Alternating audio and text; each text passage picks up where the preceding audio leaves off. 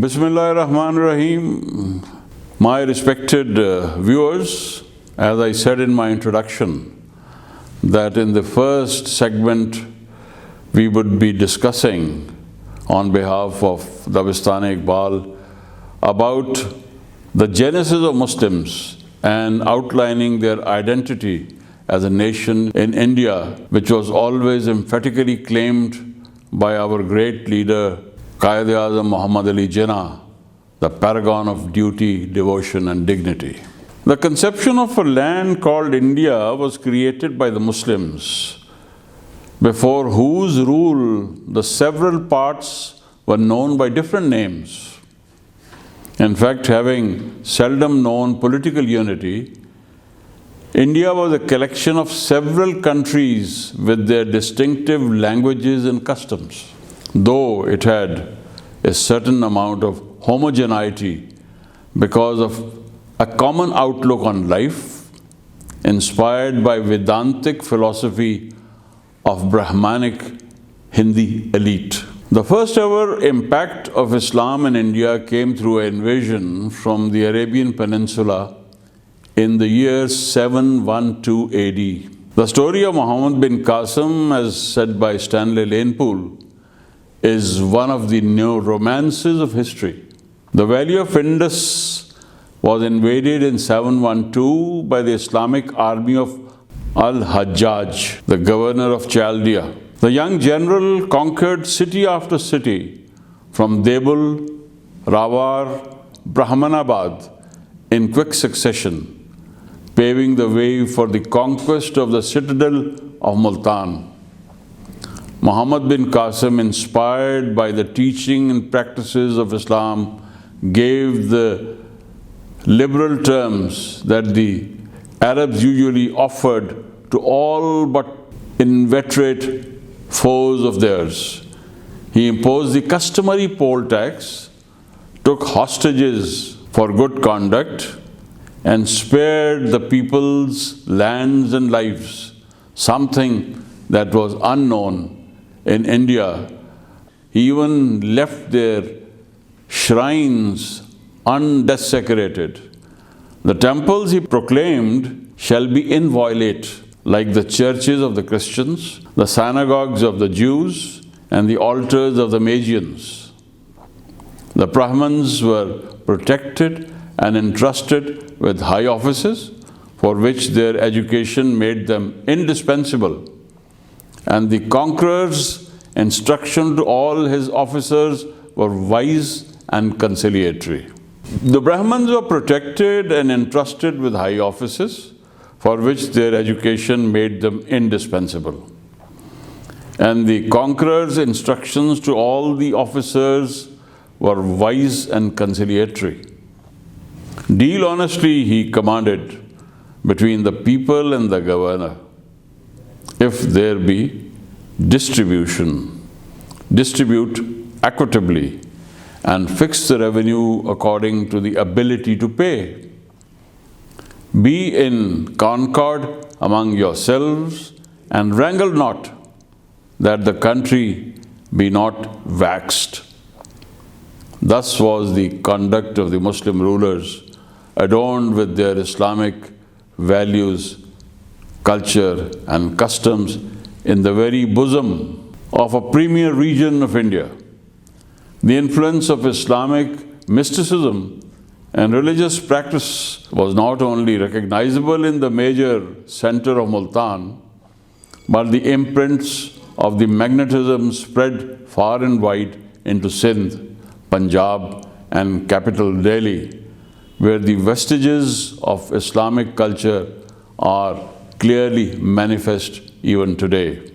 As for the saintly leaders, the prominent torchbearers of mysticism, that is Sufi thought, with their presence in the length and breadth of India, like Data Ganj Bakhsh in Lahore, Muinuddin Chishti in Ajmer, and Nizamuddin Aulia in Delhi.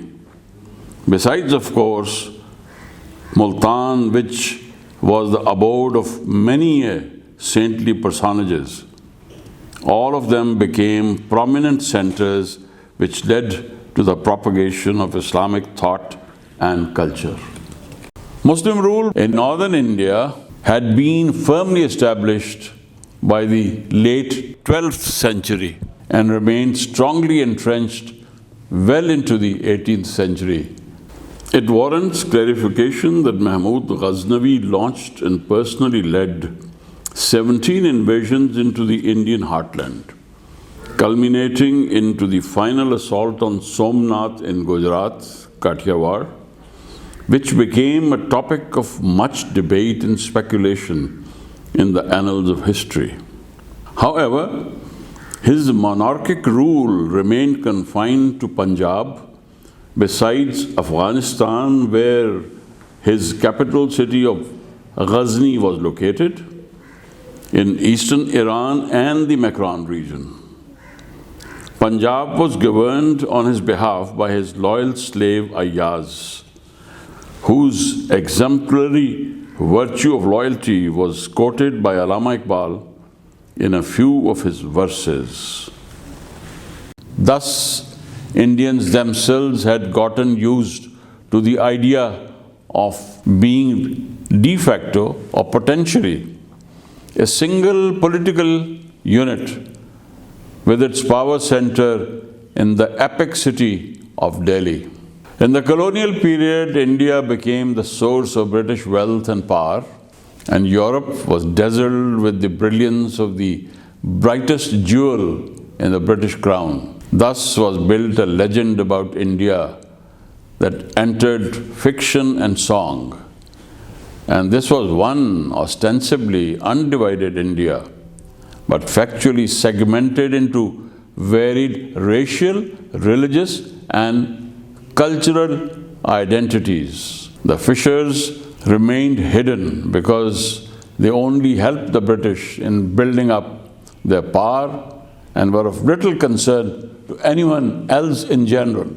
We move from here to the identity of Muslims precisely. As for the identity of Muslims, leaders like Gandhi and others posed the question, how can a body of converts be a nation? It is this very question that was posed to the Muslim leadership.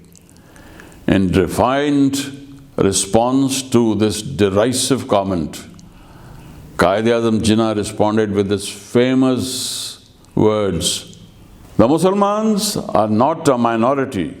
They are a nation by any definition. By all canons of international law, we are a nation." Both Hinduism and Islam are different from the religions prevalent in the West. In antithesis to Hinduism, Islam is a religion with a credo, and no one can legitimately call himself a Muslim if he ceases to believe in God, His unity, and the mission of the Prophet Muhammad, peace be upon him. Islam also has built up a system of law that governs society. It believes in the existence of an organized community of believers, then goes on to expand and propagate the message of Islam and Almighty Allah. As is well known, the earliest settlers were Arab merchants who had established themselves in important seaports along the western coastline of India. How many Arab merchants married Hindu wives, many of whom became devout practitioners of Islam, even surpassing the degree of faith achieved and practiced by their spouses. Initial settlements, my dear viewers, mostly comprising were majorly Turkish and Central Asian, but soon small numbers of local converts joined them. Because they faced common dangers, they were soon integrated into well-knit communities. Thus, as you would realize, the basic layer of Muslim population are the subcontinent absorbed layer upon layer of Arabs, Turks, Afghans, Iranians, and certain other races. They could no longer call themselves Turks, Iranians, or Arabs because they had ceased to be any of these. Hence they adopted the identity of Muslims of India. And within the subcontinent itself, they called themselves merely Muslims.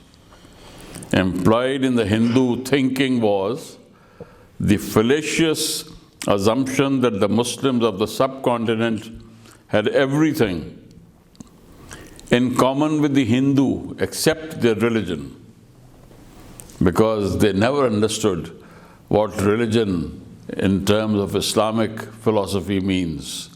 They were equating religion with the Vedantic concept that they had been practicing for centuries themselves. The situation, in fact, was that the two peoples had little in common.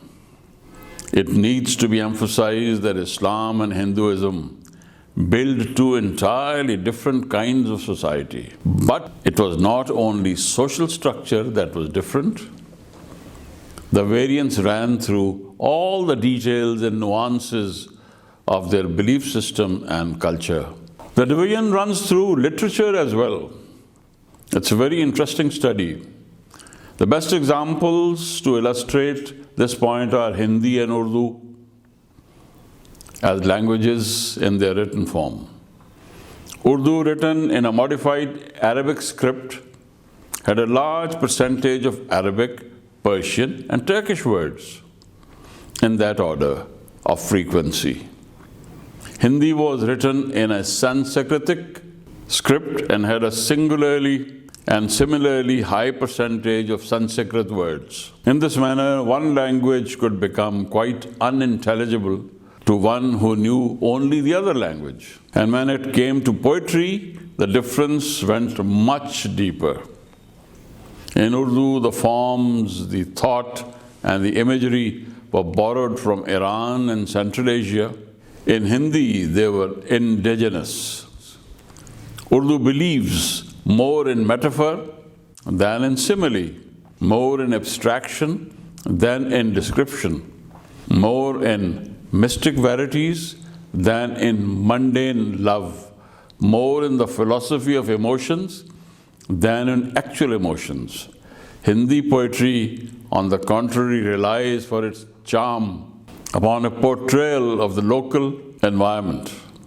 It would be tedious for the viewer if this discussion is prolonged too much to cover other fields as well. But the difference persists almost everywhere, whether it is painting or music or any other art form.